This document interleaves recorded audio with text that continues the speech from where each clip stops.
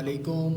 पिछली वीडियो में हमने ये देखा था कि अगर आपका रनिंग बिज़नेस है तो उसमें आपने अपना स्टॉक कैसे ऐड करना है, यानी आपका अगर बिज़नेस चल रहा है तो उस दौरान आपने सॉफ्टवेयर लगवाया है तो आपने अपना स्टॉक कैसे ऐड करना है। आज की इस वीडियो में हम ये देखेंगे कि अगर आपका न्यू बिज़नेस है और आपने परचेज़ बिल से इंट्रीज़ करनी है तो वो आप इंट्रीज़ कैसे करेंगे। तो सबसे पहले आपने डेटाबेस रनर पे डबल क्लिक कर लेना है। जैसे ही आप इसे एनालिस्ट पे डबल क्लिक करेंगे आपके सामने एक लॉगिन पेज सा ओपन हो जाएगा। तो जैसे ही मेरे सामने लॉगिन पेज ओपन हो गया है तो मैं अब इस यहाँ पर अपना यूज़र नेम और पासवर्ड लगाऊंगा और अपना जो सॉफ्टवेयर है वो ओपन कर लूँगा। मेरे सामने डैशबोर्ड ओपन हो चुका है। तो सबसे पहले आपने 3 डॉट पे डबल क्लिक करना है और इसके बाद आपने परचेज़ में आना है। उसके बाद परचेज़ डिटेल पे आपने क्लिक करना है और यहाँ पर आपने ऐड परचेज़ कर देना है सिंपल।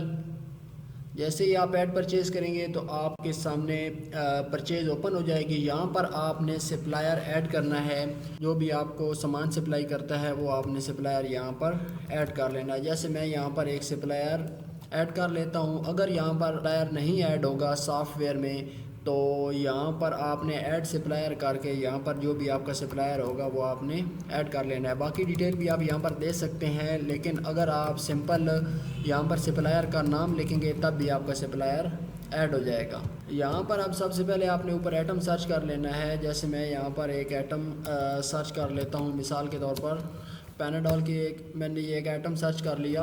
अब जैसे ही आप शिफ्ट प्लस एंटर करेंगे तो आप बैच नंबर वाले खाने में आ जाएंगे। उसके बाद टैब अगर आप प्रेस करते जाएंगे तो आप नेक्स्ट खाने में चले जाएंगे। अगर आप शिफ्ट टैब प्रेस करेंगे तो आप बैक खाने में आ सकते हैं। उसके बाद आपके ऊपर जो परचेज़ बिल के ऊपर जो इनवाइस नंबर होगा वो आपने यहाँ पर लगा लेना है। इनवाइस नंबर का ये फ़ायदा होता है कि जैसे ही आप इनवाइस नंबर लगाएंगे तो बाद में जैसे ही आप ये परचेज़ बिल सर्च करना चाहेंगे तो इनवाइस नंबर से आपको सर्च करने में आसानी होगी। उसके बाद आपने दोबारा से शिफ्ट एंटर करना है और यहाँ पर आपने कंट्रोल स्पेस करना है। तो सबसे पहले आपने 000 वाला बैज लगा लेना है। अगर आप बैज वाइज एंटर करना चाहते हैं तो फिर आपने जो भी आपके बैज होंगे वो आपने प्रॉपर बैज लगाने हैं। अगर आप बैज वाइज एंटर नहीं करना चाहते तो आप सिंपल 30 भी लिख कर बैज एंटर कर सकते हैं। अगर आप प्रॉपर बैच एंटर करेंगे तो उसका ये फ़ायदा होगा कि आपको अलग बैच, हर बैच की जो भी प्राइस होगी परचेज सेल वो आपको अलग मिलेगी। जैसे मैं अब ये एक आइटम का बैच नंबर लगा लेता हूँ। आगे आपने प्रॉपर इसकी एक्सपायरी लिखनी है। सबसे पहले डेट, उसके बाद आपने स्लैश लगानी है, फिर मंथ लिखना है और फिर आपने यहाँ पे ईयर लगा लेना है।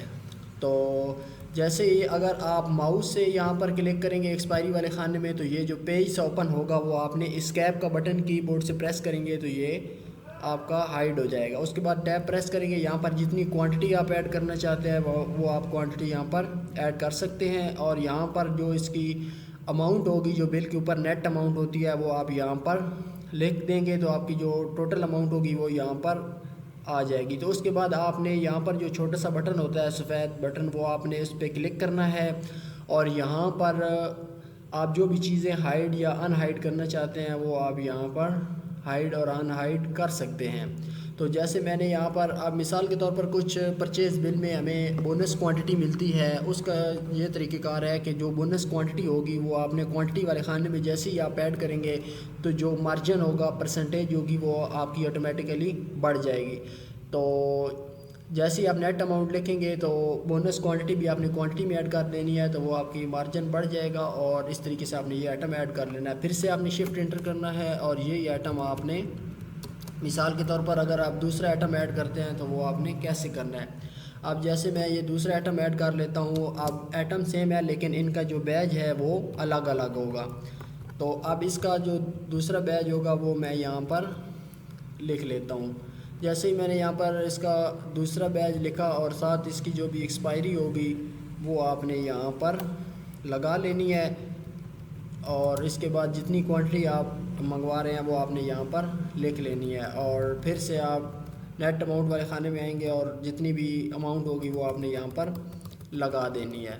उसके बाद इसी तरीके से आपने अगला आइटम यहाँ पर सर्च कर लेना है और यहाँ पर इसको आप शिफ्ट एंटर करके इसकी जो भी आप डिटेल देंगे تو جو بھی اس کا جو بیج ہوگا وہ آپ نے یہاں پر لگا لینا ہے. اس کے بعد آپ نے یہاں پر ایکسپائری لگا لینی ہے, جو بھی اس کی ایکسپائری ہوگی, اور یہاں پر اس کی آپ کوانٹٹی لکھ دیں گے, اور نیٹ اماؤنٹ والے خانے میں جتنی اماؤنٹ اس کی بن رہی ہے وہ آپ یہاں پر اماؤنٹ لکھ دینی ہے. اور یہاں پر آپ نے بیلنس میں دیکھنا ہے, جو ٹوٹل بیلنس ہے وہ آپ نے یہاں پر پیڈ میں لکھ دینا ہے.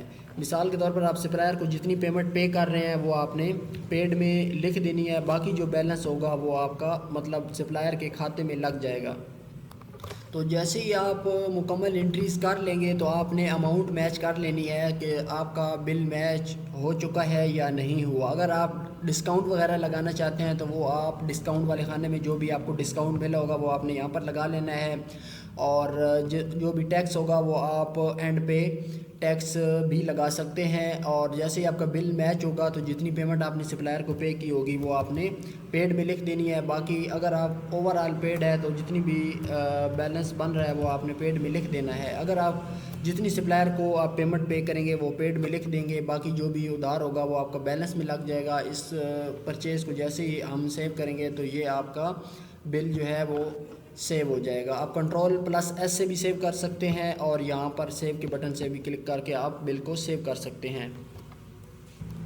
اگر آپ ایٹم کی لوکیشن لگانا چاہتے ہیں تو وہ بھی آپ اس سافٹ ویئر میں لگا سکتے ہیں. جیسے آپ یہاں پر ریک وائز سسٹم کرنا چاہتے ہیں, یا ایٹم کی آپ لوکیشن لگانا چاہتے ہیں, یا رو والا سسٹم کرنا چاہتے ہیں تو وہ آپ یہاں پر اس سافٹ ویئر میں وہ آپ لگا سکتے ہیں. اگر آپ نے یہاں پر کوئی غلط ایٹم سرچ کر لیا, مثال کے طور پر آپ نے یہ ایٹم سرچ کر لیا, جیسے آپ نے کوئی اور ایٹم سرچ کرنا تھا, تو آپ اس کو یہاں پر ایکشن والے بٹن پر کلک کر کے آپ اس ایٹم کو ڈیلیٹ بھی کر سکتے ہیں.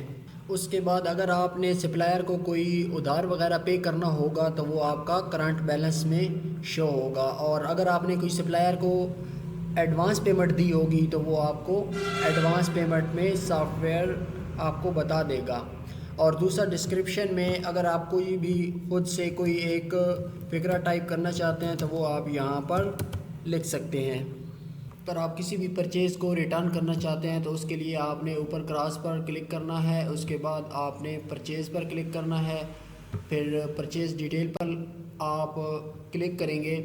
تو پرچیز آپ تبھی ریٹرن کرتے ہیں جب آپ کے پاس کوئی آئٹم ایکسپائر پڑا ہو, یا آپ کوئی آئٹم کی نیڈ ایکسپائری ہو, یا آپ کے پاس ڈیڈ سٹاک پڑا ہو. تو اس صورت میں آپ سپلائر کو جو بھی آپ کی پرچیز ہوتی ہے وہ آپ ریٹرن کرتے ہیں. تو ریٹرن کرنے کے لیے یہاں پر جو بھی پرچیز آپ نے ریٹرن کرنی ہے اس کو آپ نے سلیکٹ کر لینا ہے, اور پھر یہاں پر ریٹرن کے بٹن پر آپ نے کلک کرنا ہے. جتنی بھی کوانٹٹی آپ یہاں پر ریٹرن کرنا چاہتے ہیں یہاں پر آپ نے اتنی کوانٹٹی یہاں پر لکھ لینی ہے.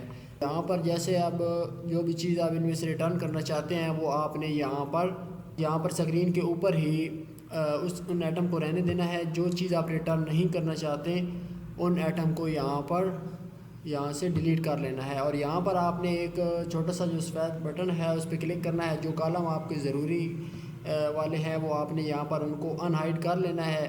تو یہاں پر اس کو آپ سیو کریں گے تو یہ ایٹم آپ کا یہ پرچیز آپ کی ریٹرن ہو جائے گی. اگر آپ کو حاضر موقع پر ہی سپلائر پیمنٹ کرتا ہے کیش کی صورت میں تو آپ نے اماؤنٹ ریٹرن میں اتنی اماؤنٹ لکھ دینی ہے, ادروائز آپ نے پیڈ زیرو کر کے اس کو یہاں سے سیو کر دینا ہے.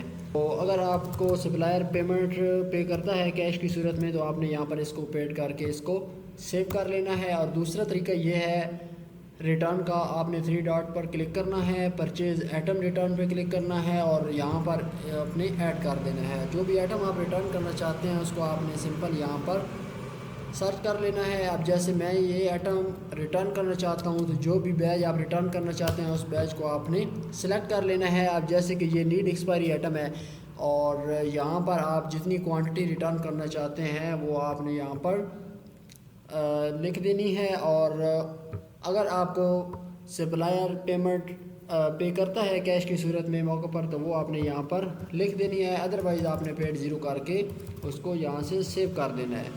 تو جیسے ہی آپ اس کو سیو کریں گے تو یہ پرچیز آپ کی ریٹرن ہو جائے گی. یہاں پر آپ نے وہی اسی سپلائر کا نام لکھنا ہے جس سے آپ نے یہ ایٹم یہ سامان لیا تھا. تو آپ نے جیسے ہی اس سپلائر کا نام لکھیں گے اور اس کو سیو کریں گے تو یہ آپ کی پرچیز سیو ہو جائے۔ پرچیز ایٹم ریٹرن کا آپشن آپ تبھی یوز کریں گے جب آپ نے ایک ہی سپلائر سے مختلف ٹائم میں سامان پرچیز کیا ہوگا، یا آپ اس صورت میں پرچیز ایٹم ریٹرن کا آپشن استعمال کر سکتے ہیں کہ اگر پرچیز بل زیادہ ہونے کی وجہ سے آپ کو نہیں پتہ کہ یہ ایٹم ہم نے کس پرچیز بل سے لیا تھا، تو اس صورت میں آپ پرچیز ایٹم ریٹرن سے کوئی بھی ایٹم آپ ریٹرن کر سکتے ہیں۔ امید کرتا ہوں کہ آپ کو ہماری پرچیز ویڈیوز، سٹاک ایڈ کرنے والی ویڈیوز کی اچھے طریقے سے سمجھ آ گئی ہوگی۔ مزید ویڈیوز کے لیے ہمارے چینل کو فالو کریں۔ تب تک کے لیے اللہ حافظ۔